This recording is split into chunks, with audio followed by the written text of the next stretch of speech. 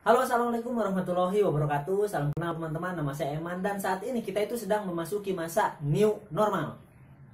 Dan banyak sekali perubahan positif yang bisa kita lihat. Yang pertama adalah faktor ekonomi, di mana orang-orang yang dulu berhenti bekerja akibat corona sekarang bisa bekerja kembali. Terus yang kedua adalah kalau kita lihat di jalan banyak sekali orang-orang yang menggunakan sepeda. Positifnya adalah mengurangi polusi udara. Dan faktor positif yang ketiga adalah banyak sekali ibu-ibu yang hamil. Tapi saya itu bisa mengerti gitu. Karena semasa lockdown yang ngapain lagi gitu. Selain makan, tidur, dan modal. Tapi menurut saya ada satu hal yang tidak berubah sama sekali. Yaitu jempol saya 2. Asli. Saya itu berharap itu semasa corona beres jempol saya kembali normal. Tapi ternyata tidak. Bukan apa-apa, saya juga pengen merasakan kehidupan normal yang baru.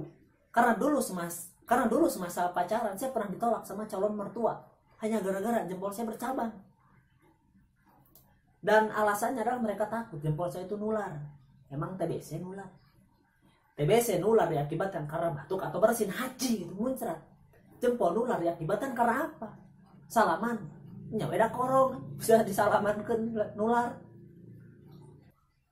Dan semasa new normal ini ada juga faktor negatif, yaitu adalah kemacetan kembali terjadi. Kemarin sebelum berangkat kerja saya kejebak macet di Antapani. Panjang pisan. Kesel gitu. Terus macetnya ayah bapak-bapak nubruk ban tukang, beledang. Ku saya ditanya, "Pak, kalem atuh, sabar." Tapi si bapak-bapak banang ada udah garo helm. Ku saya ditanya deh, "Pak, nah garo helm?" Bingung. Itu aja. Terus kunaon atuh? Atel sirah gagar helm itu sehat.